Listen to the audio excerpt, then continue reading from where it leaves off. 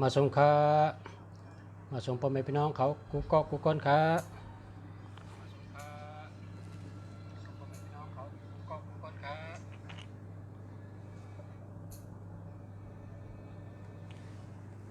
มาส่งค้า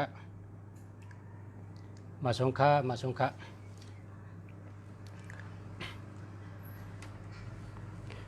เมื่อในเดี๋ยวลองพ่อแม่พี่น้องผัดวานยันมึงเฮมาหากินเล่งต้องที่เมืองเปิ่นเนาะเลยมามีเมเหก็มีลูกก็หนึ่งแล้วก็ทั้งหมดในมีอยู่4ก็ไม่ลูกมีลูกเขยนะมีลูกเขย1ก็แล้วก็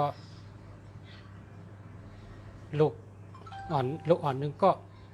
แล้วก็เมมันเหแล้วก็เมคนยิง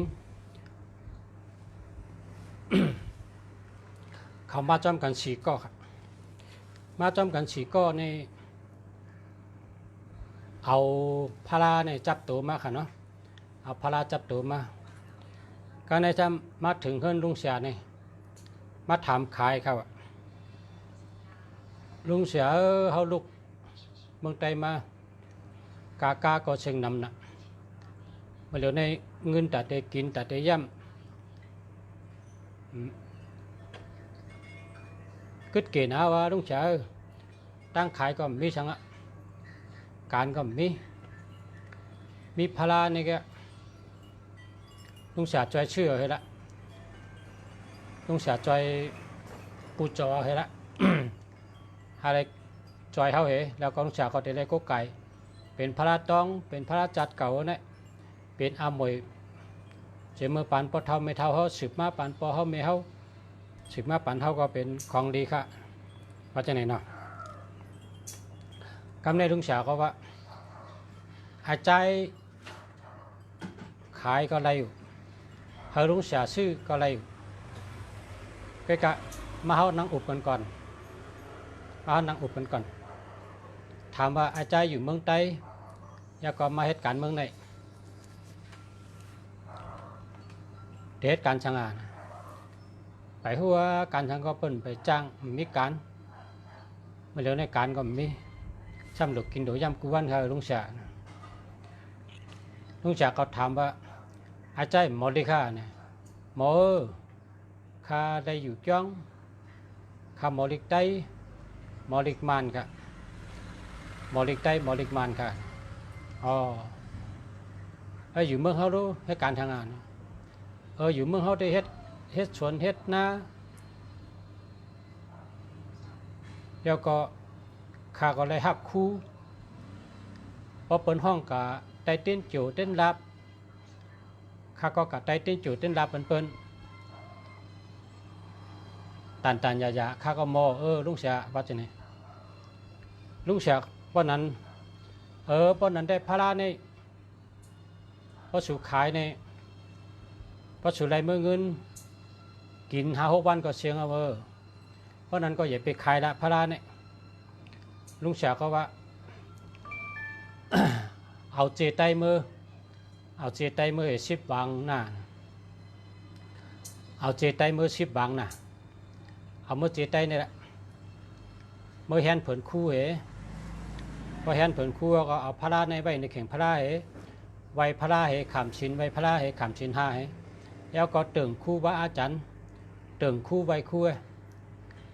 พอวางเถิกเลยกินได้รู้ชูไม่ลุก4ก็ใน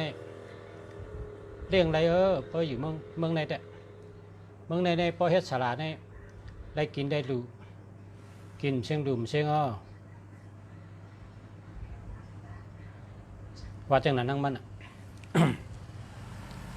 มันก็ว่ากามเบิ่นก็มอต้องแต่ได้กินนะลุงเสียเนี่ยได้กินกะ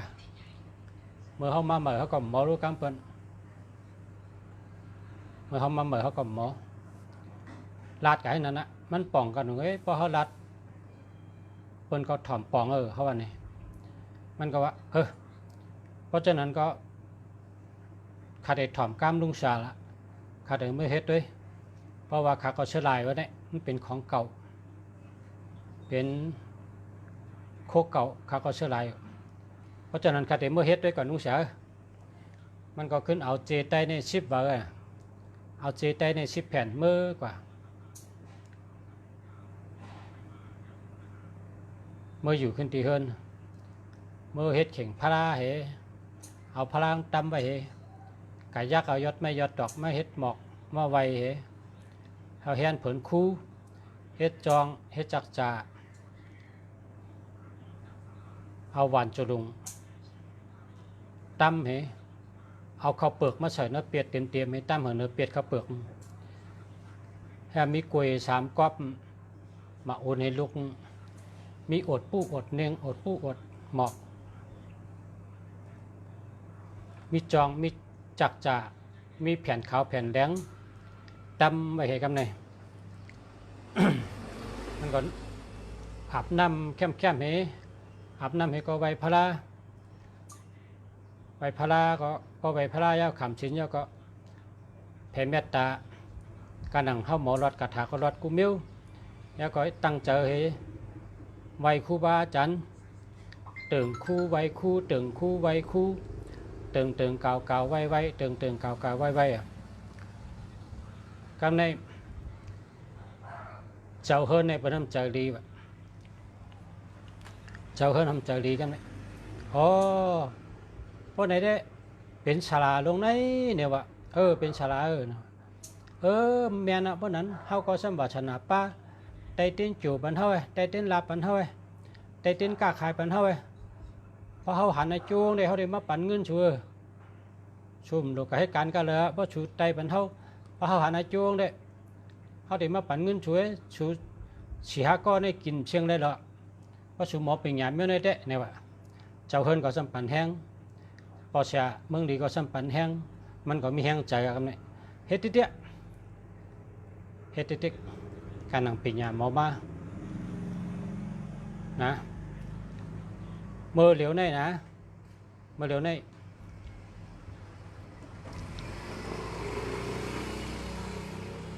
นางนนปิจอตากว่าชงเขาก็ชื่อคำแบบคำเนี่ยนะกำกับชื่อกำกับชื่อครับคำเนี่ยกว่าชื่อคำเห็นมัดจูไว้กว่าชื่อคำเห็นมัดจูไว้เมื่อเหลียวในรถเครื่องก็ชื่อแล้วครับรถเครื่องก็ชื่อแล้วรถเครื่องในชื่อ30,000ไปตาขี่กากาดกับชื่อพักกากาดเทมากระเฮิรนเนี่ยกากาดเทมากระเฮิรนเนี่ยรถเครื่อง30,000ไปชื่อยาวก็คำก็กำกับชื่อคำนะกำกับชื่อ อันนี้ในจังว่าพอหมอลิกได้แล้วก็หมอลิกมันนะพอหมอลิกได้ดีลีหมอลิกมันดีลีอันนี้ในเป็นตัวอย่างอันดีนะเมื่อเร็วในพอเผยใครหู้จักข้าก็หนีกองได้นะกติเมืองใต้อยู่บ้านเดออยู่เว้งเดอข้าก็รับได้นะสักเสหลักฐานเต็มปากว่าเหตุการณ์จังไหนในอ่ำตกงานเสปอกนะก้อยกะโหลไรหมอลิกได้ดีแล้วก็หมอลิกมันป่าลีมันเหมือนจังปาลิกีนั่นน่ะเนาะโหลไรหมอลีเพราะว่าปอดแต้มเต้นแต้มอ้างในเลยแต้มตัวป่าลีมันนะพอแต้มเต้นแต้มอ้างในเลยแต้มป่าลีมันป่าลีใต้เขาก็มีอยู่ใกล้กับเปิ่นไปป้อนเล่กันเนาะเปิ่นไปป้อนเล่กันอันเล่กันในซ้ำเล่เป็นตัวมันนะเนาะเปิ่นทำแต้มเป็นป่าลีมันก็เพราะฉะนั้นเราได้หมอลิกมันดีลีเราได้หมอลิกได้ดีลีเพราะหมอลิกได้ดีลีหมอลิกมันดีลี ใครฮับที่ไรก็ฮับเผินคู่พลาคู่พลาหาสู่เฮียก็มาอยู่ใครอยู่ที่ไรก็อยู่มีศีลมีธรรมนะศีลหาเนี่ยนะศีลหาเสียนเนี่ยมีศีลมีธรรมไหวพระกลางเนกลางค่ำไหวตึงไหวลุ่มลาเผินพระดีๆเริ่มลุ่มลาเผินคู่ดีๆ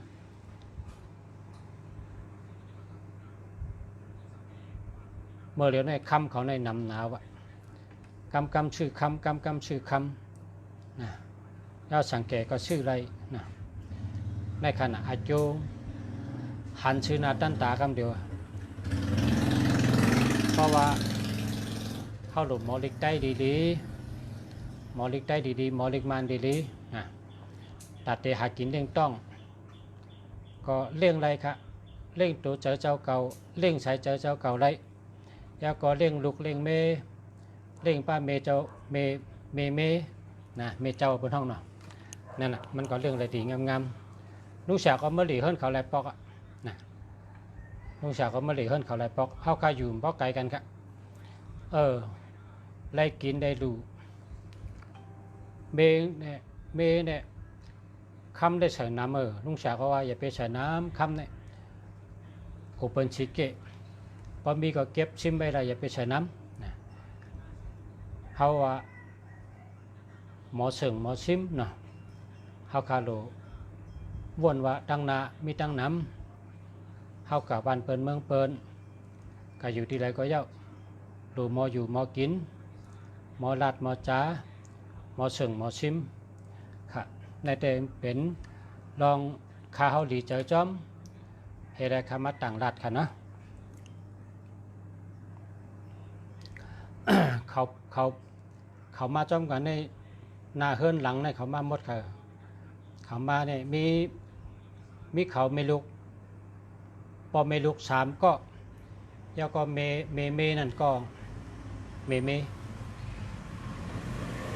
เมื่อเราได้คำในเหตุการณ์สังเมก็แฮนช้อมต่อต่างกูเนอก่อนเป็นเมก็7เฮิรนถูเฮิรนปัดเฮิรนหุงข้าวหุงพักสักโคลอยเลี้ยงเจ้าโผแล้วก็เป็นเจ้าโผก็ซื้อขี้พึ่งมาตากกิ่งเต้นปั่นเต้นเฮ็ดเต้นเฮ็ดอ่าง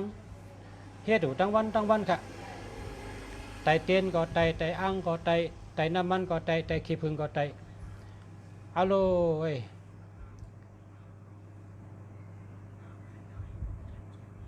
เงินในมาทั้งวันค่ะอันนี้คนเขาขาในเพราะว่าเป็นก้นหลีมีศีลมีธรรมนะศีล5เนี่ยนะเราเลยมีศีล5มีศีลมีธรรมเป็นก้นหลีคัดเจอเหตุการดีแล้วก็มีปัญญานะมีปัญญาอันมาแห่นเผินคู่เนี่ยมันเป็นปัญญา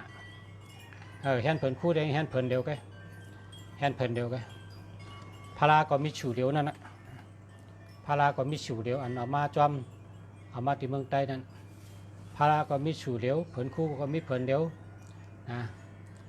ถ้าชื่อหมอกมันน้ำแห่นช่อมต่อต่าง1 หวาน1 หวานโอ้ลุงศักดิ์กับฮันในลุงศักดิ์ดีใจจอมเขานะเขาก็ถามว่าเขาข้าก็เมื่อเดี๋ยวได้ปนทุกข่าวว่าลุงศักดิ์ตัวเดียวได้ป๊อบสั่งถูกได้ใครชื่อตีแต่ชื่อตีนะตีแต่เด็บ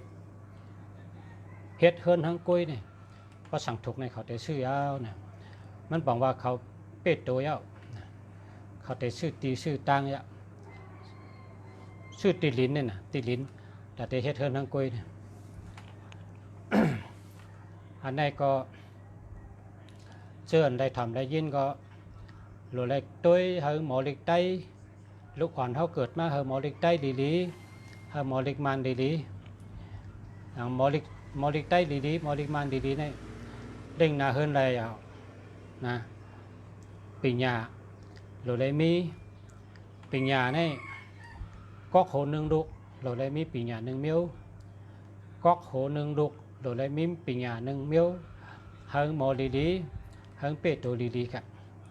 เขากว่าวันใดเมืองใดก็พอเขามีปัญญาในตัวเขาเนี่ยก็อยู่ที่ใดก็อยู่เลยครับอยู่ที่ใดก็ได้กินได้รู้ครับนะอันนี้ก็เขามันนังว่าเลยจอยนาเฮินหนึ่งเหตุเลยขึ้นใหญ่มาสูงมาเลยเป็นคนเป็ดตัวมาเนี่ยขาดจมนะขาดดีเจอขามาลัดเป็นข่าวดีครับทางว่าชูเจ้าตึกอยู่ตั้งน้องตั้งหลังโหลหังแฮนไว้จะหือคนเขาเนี่ยโหลได้หมอลิกได้ดีๆครับหมอลิกได้ดีๆแล้วก็หมอลิกมันดีๆแล้วก็หับคู่ไว้เฮ็ดก็เย้าเฮ็ดก็เย้าหับไว้นะสั่งว่าเขาแมนมือได้ค่ายกว่าต่างที่ต่างตั้งกาตั้งโตมือกาอยู่ที่มือสังวังสโลอัมตอเปิ้นตึกกันเมืองลู่เมืองปังอยู่หยาบกินหยาบอยู่ที่ไรก็เขาก็ค่ายกาที่กัดที่เย็น เฮียก็กาตั้งโตมือเนี่ยมันเหมือนจังคนก็ในค่ะมัดตั้งโตมือได้ชัมปอเป็ดตัวค่ะตัวเดียวเนี่ยนะ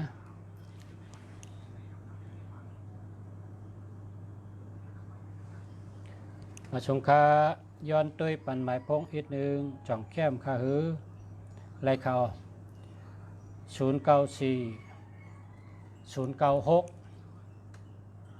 465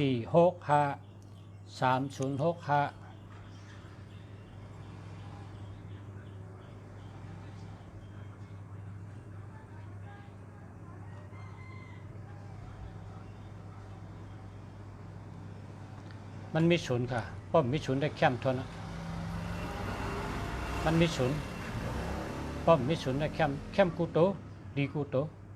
ก็การศูนย์กับมีในกลางบ่ชูเจ้ากับชื่อหมายพงเนี่ยอย่าให้มีศูนย์หรอกอย่าให้มีศูนย์เนี่ยให้มีเงาตีเหลียวกันเพราะเหลือนั่นอย่าให้มีแทง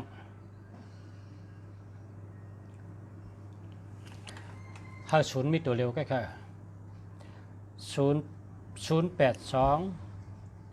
749 5843อันนี้เจอแล้วครับไล่เจอครับถอมปันแทงอยู่ค่ะยืดจมค่ะ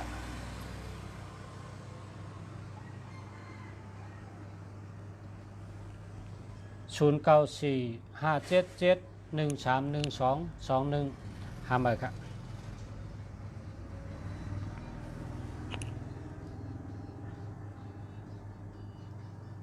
0969482661เจอแล้วค่ะมีเขมีพี่น้องเขค่ะพี่น้องเขที่ปอกเขาคัดนี่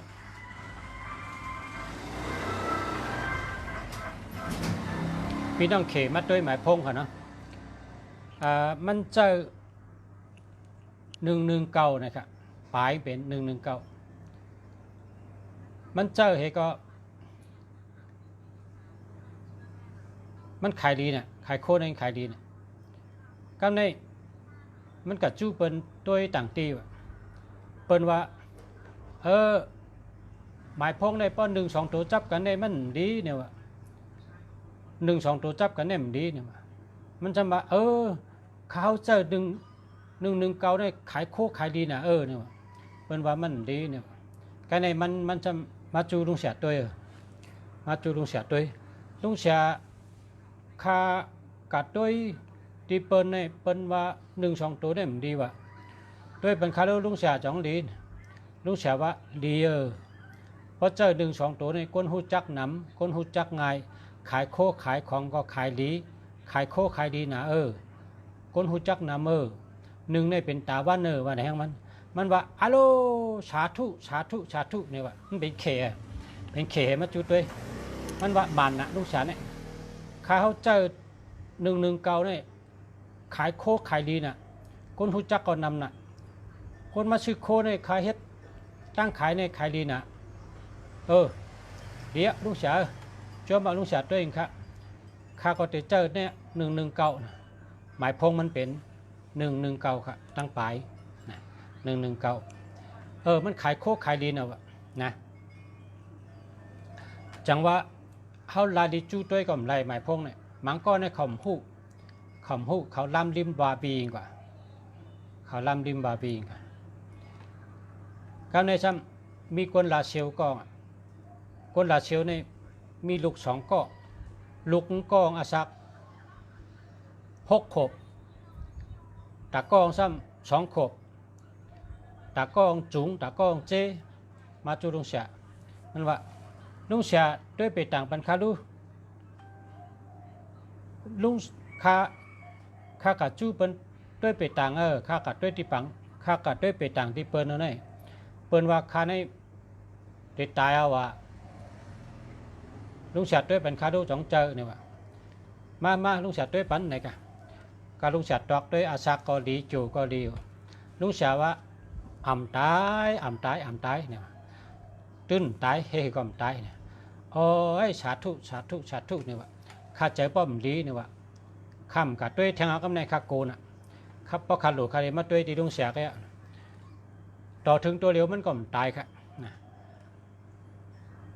ต่อถึงตัวเดียวมันก็ตายจังว่าเป็นฉลาในเปิ้นดีรัดตายลู่หมอดม้วยเปิ้นดีรัดละนะเป็นฉลาในอย่าไปรัดละขอกรรมอันว่าตายม้วยหมดนี่อย่าไปรัดละนะอย่าไปรัดละเปิ้นดีรัดเมื่อปานพระเป็นเจ้าในมีฉลาก้องหวังตักมันฉลาก้องตักมันเมื่อปานพระเป็นเจ้ามีเมืองกลเจ้าสั่งอ่อนให้กับตุ้งซ้อมเจ้าสั่งอ่อนให้กับตุ้งซ้อมมันตักเจ้าสั่งว่าเจ้าสั่งเมื่อเจอโปเมช่วยละเมื่อเจอทางละเจ้ากายย้อนอาข้างพระให้เอาเจ้าเมื่อเจอโปเมละหึงไล่ลัดต่อโปเมจังไงมาจ้องขึ้นลองตั้งเป็นเจ้าหือราเจ้าสั่งในอาชักยาวติดตายเอาวะเจอโยลุงสาราเนี่ยข้าก็หุ่งก็พอตัวได้ในจำได้วันนั้นเจ้าสั่งการในมือตุงซ้อมมือซุงซ้อมยาวติดจ้องตุงกินข้าวซ้อมซุงซ้อมยาวก็กะย้อนข้างพระเป็นเจ้าพระเป็นเจ้าข้าได้ย้อนเมื่อเจอโปเมก่อนฉลาดเนื้อเมืองในตักข้าว่าข้าในพึงเด็ดตาย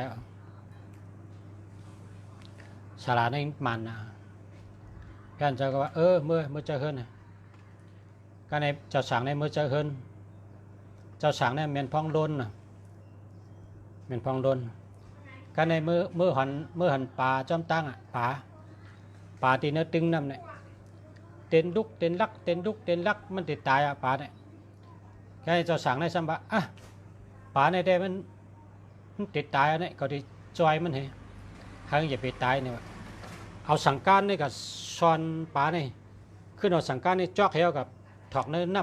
ำห้ามขึ้นเอาสังการนี่กับซอนป่ามีจำนั่นถ้าเอากับถอกเนื้อตึงน้ำการนี่ป้องซอนได้ป่าถอกเนื้อตึงน้ำหมดมันก็ขึ้นอาบน้ำให้ร้อยสังการเหวขึ้นมือกับจุ๊บปอเมว่าจะสั่งมาเจอเฮิรนเนี่ยจะสั่งใครได้หังใครกินหังใครกินหังใครได้หังมาเจอปเมมีฉลาดตักครับเพราะว่าหึงตายเพราะว่าให้มาเจอปเมมาลัดต่อปเมเขาขึ้นมาอยู่จ้องขึ้นอะไรลัดต่อปเมก็เจอเลี้ยวมันตายเจอมันตายเนี่ยปองก็ว่ามันตายเมงก็ว่ามันตายมันเอาขึ้นมาจ้องขึ้นมาอยู่ทาง2 เดือนก็มันตายอยู่ทั้งก็คือก็มันตายกำนี้จะสั่งในรัดเพิ่นฉลาดในรัดมันฉลาดในตักมันเห็นว่าจะสั่งตายจะทำตายปอกก็ในฉลาดในมันว่ากูปอกในตักมันแกเมื่อเดือนในตักมันข้ามเฮ็ดฉลาดวะข้าเดียวจ้ำข้าในกับเผาไผ่เป็นมันหมดเถอะมันหมานะจ้ำข้าในมันก็จำเอาไปต่างจำกับเผาไผ่ไปได้เมื่อกับติดจังเมื่อไหวพระเป็นเจ้าว่าคติย้อนเฮ็ดยาหันคติย้อนเฮ็ดยาหันขำเฮ็ดฉลาดเนี่ยแผ่นเจ้าในหูร้องน่ะแผ่นเจ้าในหันกุเมียวหูกุเมียว ย่านเจ้าถามว่าเฮ็ดสังแลเม็ดฉลาเจ้าลาอย่างไรเคจะหันได้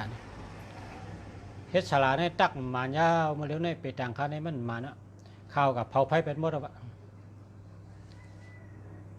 ข้าแต่เฮ็ดนุ่งสังการให้จ้างตาลาแกก็ในแพ้เป็นเจ้าจังหวะให้เหือตักมาได้ตักเจ้าสั่งมาติหลอนว่านั่นเมื่อตุงซ้อมเมื่อเร็วในผ่านมาเป็นรายเรือนนะผ่านมาหึงนะหลอนในปอกเขาจำแม่เนาะครับเป็ดกะลามันมาเนาะแพ้เป็นเจ้าจังหวะจำก็มาเนาะเป็ดตังก็มาเนาะเจ้าสั่งป้านั่นเมื่อเจอเฮินนั่นมันไหลมือตักเอาปลาอันที่อยู่เนื้อกลมอยู่เนื้อเอิงเฮียมันเอาสั่งการตักให้กับถอกเนื้อน้ำเอาสั่งการตักให้กับถอกเนื้อน้ำมันกับตักปลามันกับช็อตอาศักปลากับช็อตอาศักปลาให้แล้วปลานั้นขึ้นมาสืบอาศักเป็นเจ้าสั่งก็ตายเจ้าสั่งก็ป้นข้อก็เปิ้งก็เอาปลาอันเตียนลุกเตียนลักของนั่นกับปล่อยแนะนำหลงเอาโลเนี่ยว่าเพราะว่าเป็นฉลาในปอดตักบันเปิ้นพอเปิ้นกัดดูกัดด้านก็มันป้นข้อเอาวันนี้วันนั้นแน่เนี่ยกันเองขึ้นเรียนเมื่อเฮินขึ้นมาเมื่อตัวแก้มคำหมานขึ้นเมื่อตัวขึ้นว่าไผ่ต้องตันไม้มดเนี่ยว่าเผิงเมื่อตัวในไผ่ในไม้กับ1 ครึ่ง1 ปอดนะไผ่ในไม้กับ1 ครึ่ง1 ปอดแก้มมันไม้มดมันก็ขึ้นเมื่อเก็บไปขึ้นว่าแก้มในหมานเหรอนะอันนี้มีศึกปืนมันมามีศึกปืนมันไว้จังว่าพอเผยมีข้อพอเผยมีลองอำดีในฉลาดในเตลัดว่ากับปล่อยปลาอาชักเจ้ให้หน้ากับปล่อยปลาอาชักเจ้ให้หน้ากาดูกาต้านให้หน้าฉลาดในรัดเจ้าไหนติ๊กรัดเจ้าไหนกูก็ขณะฉลาดในกับปล่อยปลาอาชักเจ้ให้หน้าต่างซ้อมต่อชักเจ้ให้หน้าการดูกาต้านให้หน้าเนี่ยถึงเจอให้ไหนติ๊กก็เพราะฉะนั้นได้เพราะเป็นฉลาดนะอย่าไปรัดว่าเตะตายเตะมวยเตะหมดอะไรอย่าไปว่าละนะมันมีอันแกงติ๊กมันมีลายแกงนะกรรมมาในเป็นว่ายัตยาเคมันมีล็อกไล่ยัตยาเคมันติ๊กนะพอเราอยู่มลีให้ต่างซ้อมต่อซักเจ้เฮปล่อยปลาเฮนะเพราะฉะนั้นเนี่ยขึ้นอยู่ดีกินหวานขึ้นได้อยู่ดีกินหวานขึ้นอาศักยาวแทงกันเมื่อในอุบลองสละอุบมานำจะเพราะใครถามก็ถามเขามาเลยครับนะพี่น้องใครถาม062-409-1867หาใหม่ครับ063-339-5194อันนี้เดียว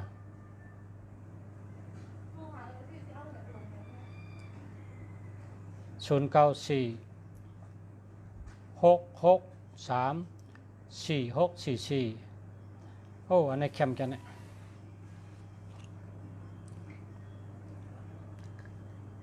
ดีค่ะ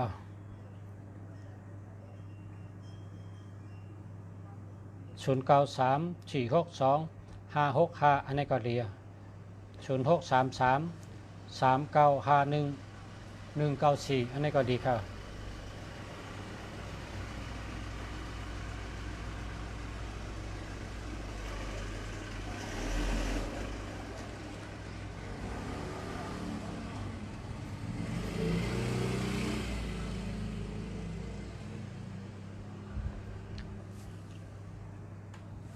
เพราะว่าถามย้อนเมตตากรุณาเยอะๆน้ำเฮาเตรียมว่ามาสงค่าด้วยปันอินคาเนี่ยนะ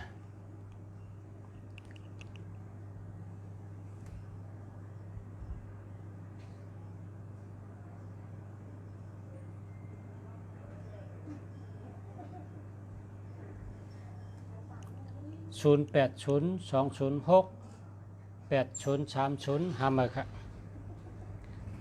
0947789784จะแล้วครับ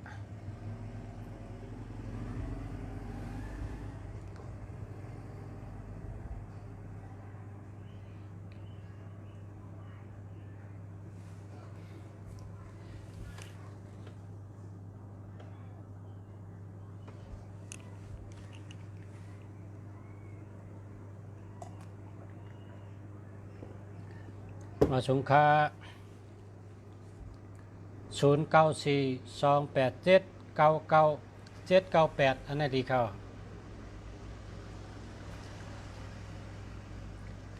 นางจิงยุ่น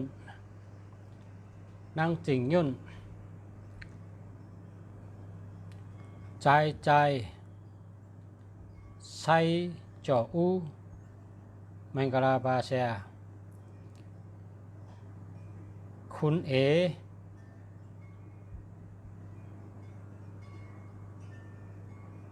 นายสมบุญยินจมเหย่อนำค่ะถามเขามาละเผื่อใครถามก็แต้มลิกมานก็ได้แต้มลิกไทยก็ได้นะหมอจังก็แต้มจังนั้นนะ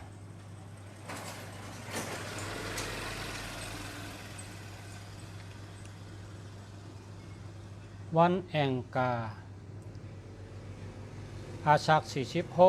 46วันแองกาอาชัก46 1 2 3 4 5 6ก้นวันอังกาอาชัก46อยู่ก็ดีรับก็ดีเขาการงานดีการเงินดีนาเฮิรนดีตั้งหักดีค่ะต่างซ่อมต่อซักเจ้ในเอาข้าวเหนียวมาปั่นเฮ็ดก่อนเอากล้วยชุกมาแกะเฮ็ดป๊อดแล้วก็นำให้กอกกล้วยชุกเหข้าวเหนียวเหก็นั่นกะต่างซ่อมต่อซักเจ้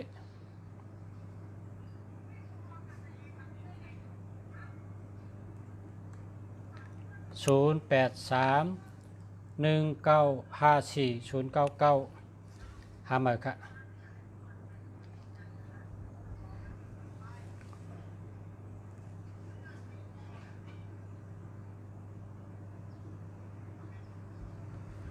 0977022330หามาค่ะ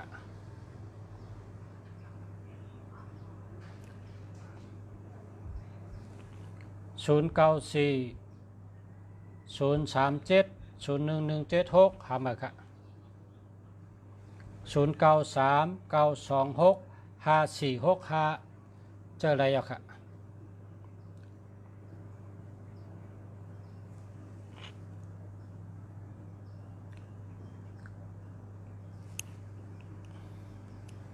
คนวันศุกร์อายุ37 1 2 3 4 5คนวันศุกร์อาชัก37เกี่ยวดีค่ะเกี่ยวก็ดีรับก็ดีค่ะ0940012403ห้ามไปค่ะ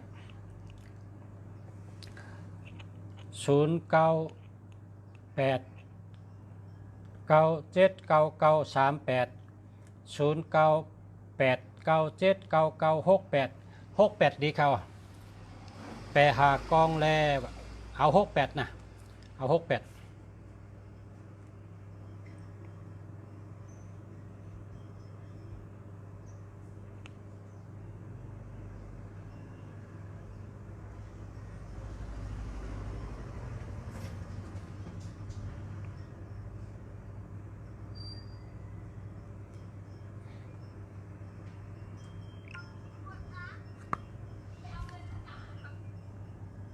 0947632668อันนี้ห้ามเบอร์นะ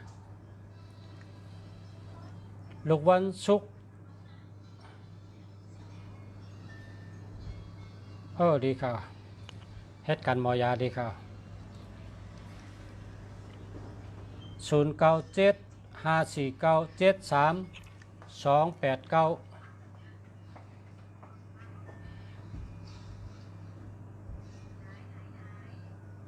มันมี73ครับแคมจะแต่ว่ามี73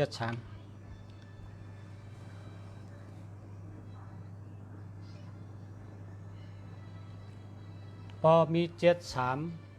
37 6776ในหลวงหาเมิกนะคนวันจันทร์อาศัก30 83 24มี6 1 2 3 4 5 6คนวันจันทร์อาศัก30เนี่ยนะปล่อยปลา12ตัวปล่อยปลาเย็น12ตัวเด็กคำพลา12แผ่นเฮ็ดเขาอยากกู้ดูจ้องนะ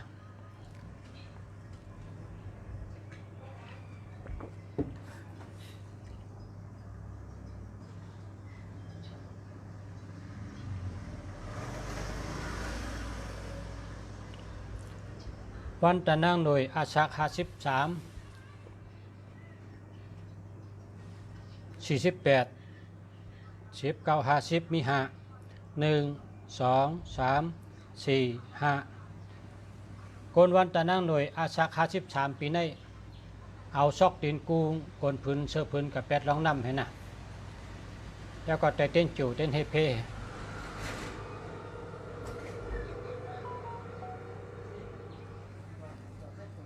098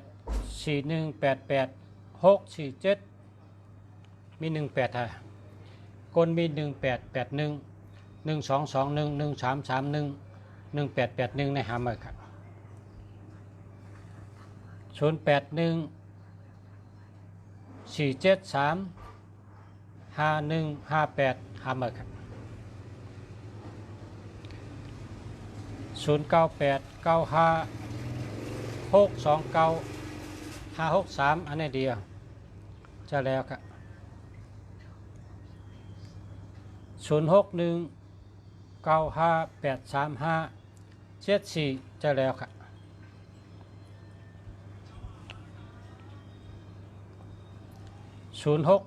665 8469จะแล้วครับ066 13 57738ทำไปครับ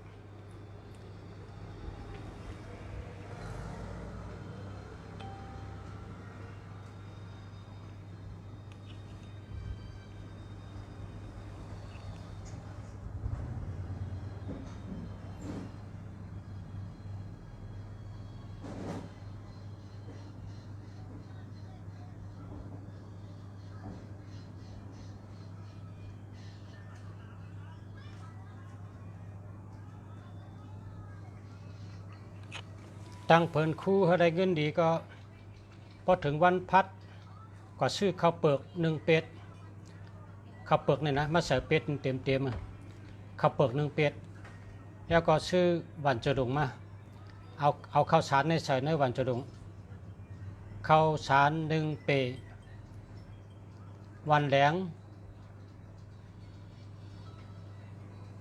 7ศอกวันขาว24ศอกวันแหลงในกำเฉยมังก็ใส่9ศอกมังก็ใส่7ศอกมังก็ใส่5ศอกนะวันแหลงนะแล้วก็มีวันขาววันแหลงแผ่นขาวแผ่นแดงแล้วก็เฮ็ดจองในเฮ็ด5ดงจักจ่า5ตัวอดหมอก5อ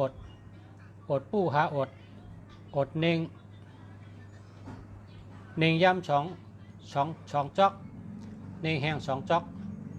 เป็นว่าทุบเนียงนั่นนะทุบเนียงนี่เป็นอันปางมันนะทุบเนียงนี่เป็นอันปางมันก้นกุปอกในประกาศเป็นป้าฉังร้องในเพิ่นเอาทุบเนียงกับถึงกันพอทุบเนียงถึงเอาเลยกับป้าฉังร้องเป็นว่าทุบเนียง2มาถึงสูแน่เนี่ยทุบเนียงนี่เป็นดิกผิดหมอกนะทุบเนียงใน2ทุบเนียง2ทุบมีปู้มีหมอกมีเนียงมีกล้วย3ก๊อบ มาอุ่นหนึ่งลูกแล้วก็ใบพระให้ขำสินท้ายเก่าใบคู่นั่นน่ะใบคู่ก็เนี่ยเฮ็ดนั้นก็เลยเงินเดียนะ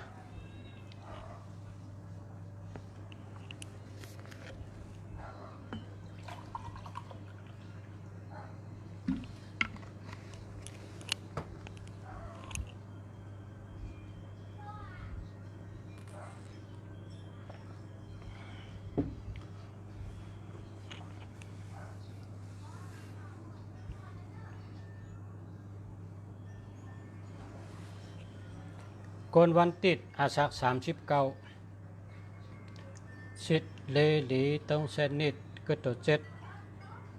1 2 3 4 5 6 7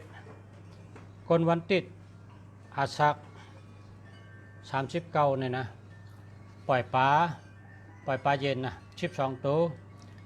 เด็กคำพลา12แผ่นเฮ็ดขอยากู้ดูจ้อง12ปอกนะ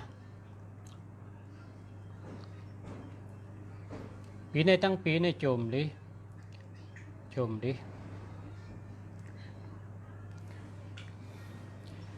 0945791438หามาครับ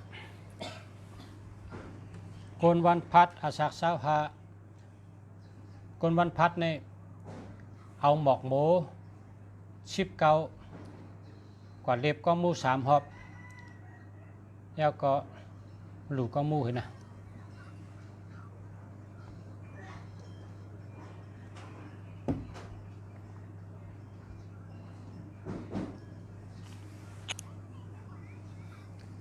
โกนวันอ่างกาอาซัก49ในปีนี้พิษกันตั้งปีนะ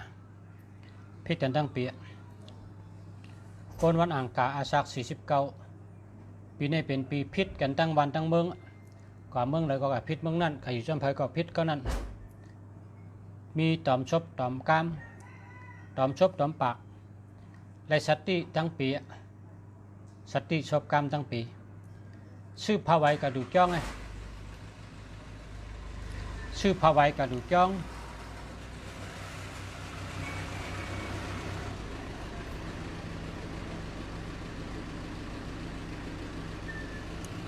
แล้วก็ชื่อสั่งการ1จุ่มสปิด1ลูกหมักดับ1คือลูกจ้องให้นะจุ่มลีปีนี้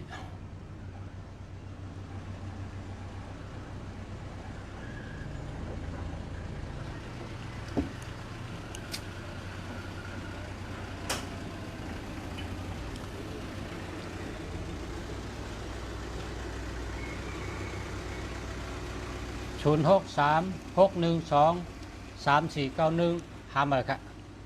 เพราะเพิ่มมี1221ในเปิ่นหัก1221ในเปิ่นหักก็เพราะฉะนั้นหามาครับ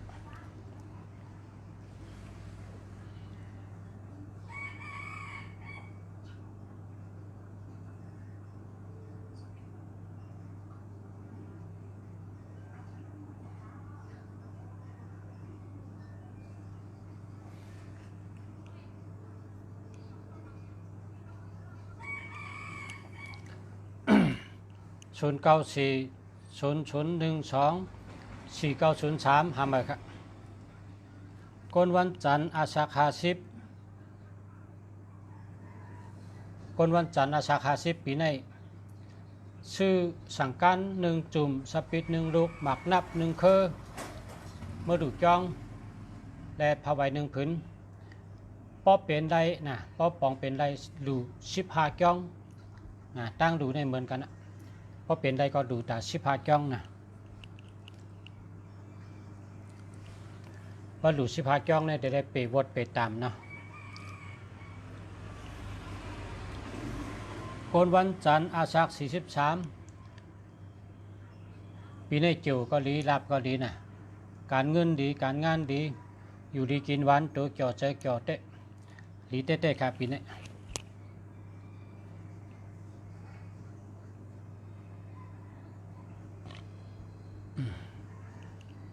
อายุ19วันเสาร์คนวันเสาร์เพราะเกิดวันเสาร์วันติด มาซื้อลิกเป็นอากาศ3 กอง10 ปั๊บเต็มจื้อใส่เอามือโกไก่ไว้นะโดยได้ลูลิกเป็นอากาศ3 กองก้นวันเสาร์ก้นวันติด086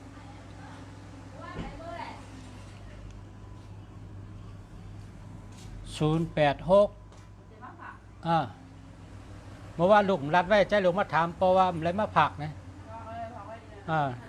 มาตามนั่นมาสำคัญ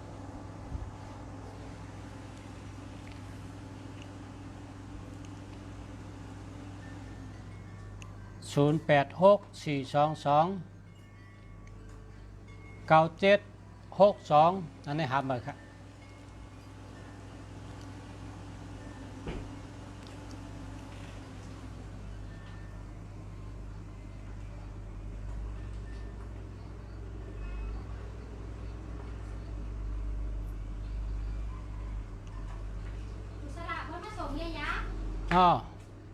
ตึกถ่ายทอดสดดู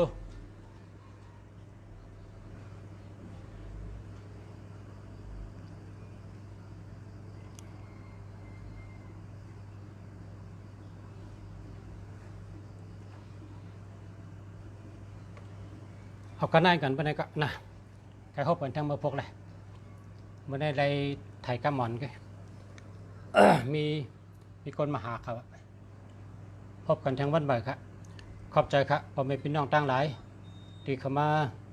ติดตามกูกอบกูก้นกูกอบกูเจ้ายันสู้ให้อยู่ดีกินหวานให้การขึ้นยามมาสูง